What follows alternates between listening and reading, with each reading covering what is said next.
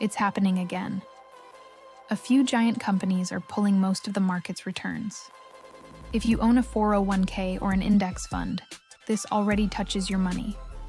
No panic, no jargon. I'll show what it means and the simple fix you can set today. Create a proof folder on your phone. We'll save screenshots as we go.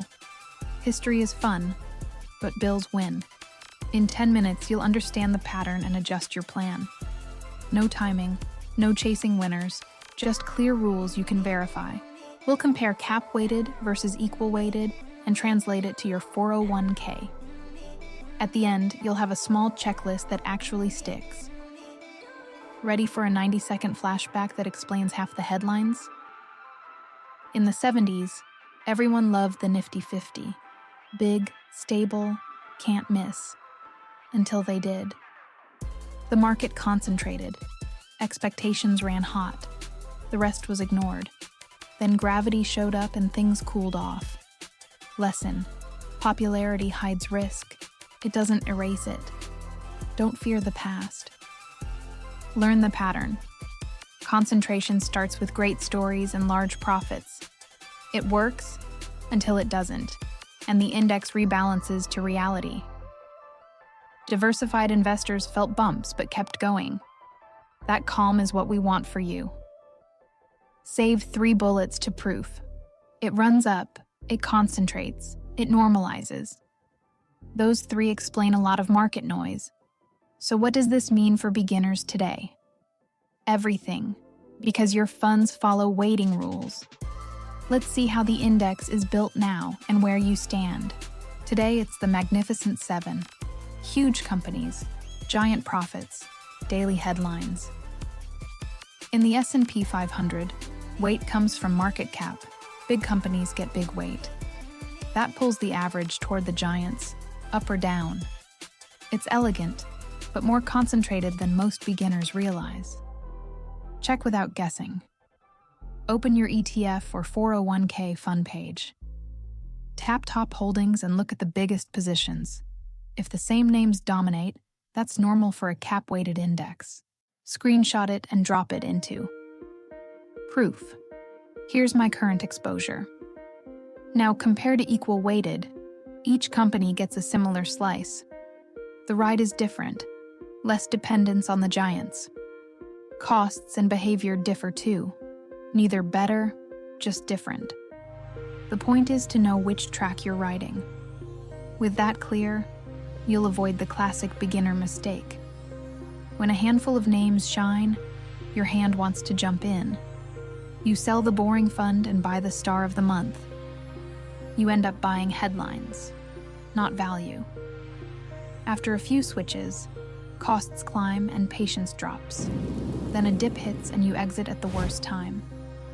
Dollar cost averaging kills the drama. Automatic deposits, small amounts, fixed dates. Sometimes you buy high, sometimes low. You keep moving. Not flashy, reliable. Reliability pays bills. Add a note to proof. What I won't do. Chase hype. Should you ignore everything? Not quite. Learn from the noise without obeying it. Understand concentration.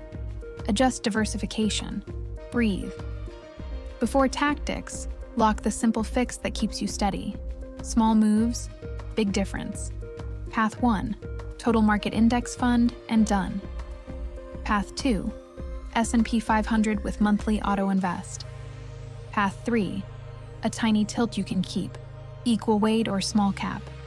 No trading habit, just a conscious low-cost seasoning. Always check the expense ratio. Build 3 target boxes and screenshot them.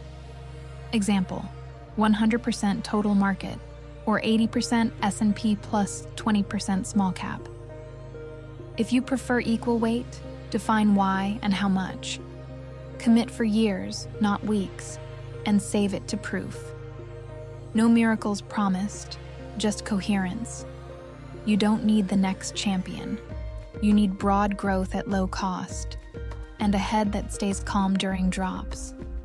For that, let's install Autopilot and a once-a-year break. Turn on Auto Invest for a monthly amount that fits your budget. If your employer matches a 401k, grab the match first. Send the rest to your index fund at your broker. Create a yearly calendar event, Rebalance Day. Set tolerance bands like +5 percentage points from target. On Rebalance Day, move back to your targets. No predictions, no headlines.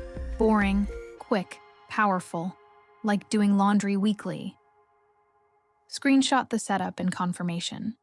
File them in proof, so the habit sticks. What if my mix drifts mid-year? Breathe. Wait for Rebalance Day, unless something extreme happens. This rule protects you from hot decisions on hot days. When rules run, anxiety drops, consistency rises. Now let's protect behavior so you don't sell at the bottom. People sell at bad times because they need cash. So park an emergency fund in a HYSA, 1 to 3 months of essentials. That gives you oxygen so you don't touch investments. Move $20 today as a test and nickname it Launchpad.